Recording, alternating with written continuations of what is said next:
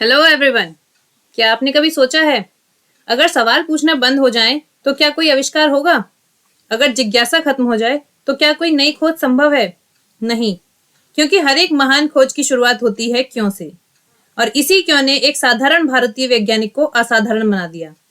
जी हाँ दोस्तों, बात करते हैं साल 1921 की। एक भारतीय वैज्ञानिक ऑक्सफोर्ड से भारत लौट रहे थे। जहाज की रेलिंग पकड़कर वे गहरे नीले समुद्र को निहार रहे थे। उस समय दुनिया के महान वैज्ञानिकों का मानना था कि समुद्र नीला इसलिए है क्योंकि वह आसमान का प्रतिबिंब यानी रिफ्लेक्शन है। लेकिन उस 33 साल के युवक के मन में एक सवाल उठा, क्या सच में? उन्होंने वहीं जहाज पर अपनी एक छोटी पॉकेट लैब निकाली और प्रयोग शुरू कर दिया।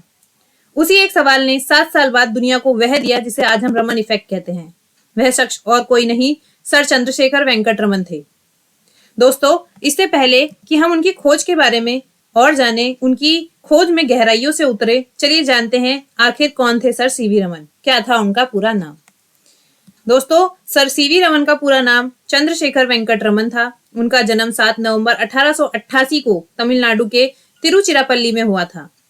वे बचपन से ही मेधावी छात्र थे। उन्होंने मात्र 11 वर्ष की उम्र में अपने मैट्रिक की परीक्षा और 13 वर्ष की उम्र में इंटरमीडिएट की परीक्षा पास कर ली थी।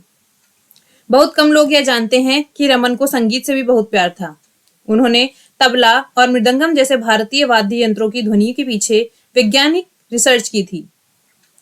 वो एक निडर व्यक्तित्व वाले व्यक्ति थे। उन्होंने अपनी सरकारी नौकरी सिर्फ इसलिए छोड़ दी क्योंकि उनका दिल विज्ञान के लिए धड़कता था।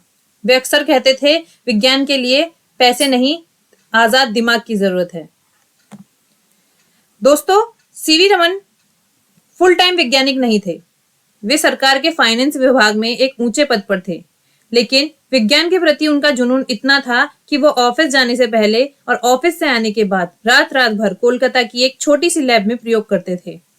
उनकी यह कहानी हमको सिखाती है कि चाहे हमारे पास करोड़ों की लैब नहीं है, बल्कि एक खोजी दिमाग होना चाहिए किसी भी रिसर्च को करने के लिए।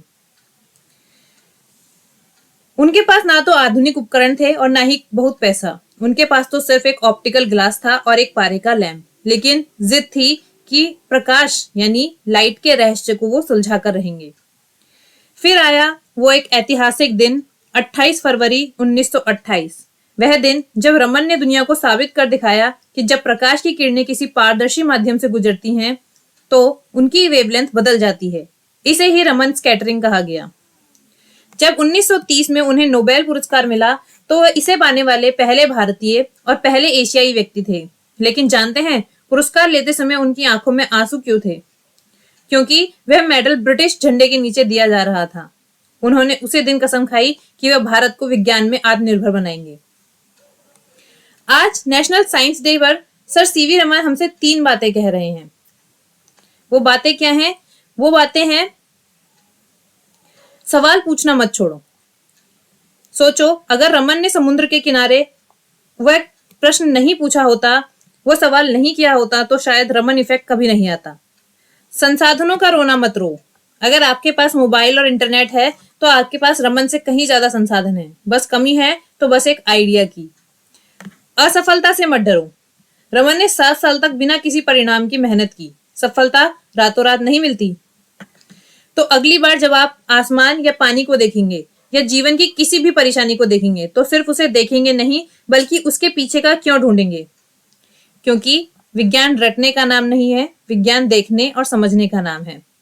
अगर आपको सीवी रमन की ये प्रेरणादायक कहानी अच्छी लगी है तो कमेंट जरूर करके बताएं कि आपको ये कहानी कैसी लगी। और हाँ, जिन छात्रों को इस मोटिवेशन की, इस कहानी की जरूरत है, उन तक इन वीडियो को जरूर पहुंचाएं और जाते जाते चैनल को सब्सक्राइब करना ना भूलें। याद रखिए, आप भी एक वैज्ञानिक हैं, बस अपनी जिज्ञासा को जगाने की देरी है। धन्यवाद।